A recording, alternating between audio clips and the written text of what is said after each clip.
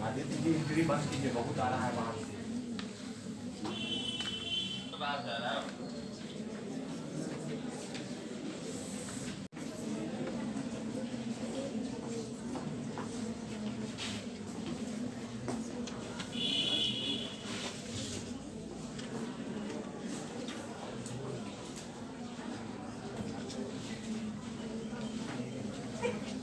विद्यार्थी परिषद समस्तीपुर द्वारा स्वामी विवेकानंद जी की जयंती के शुभ अवसर पर विद्यार्थी परिषद द्वारा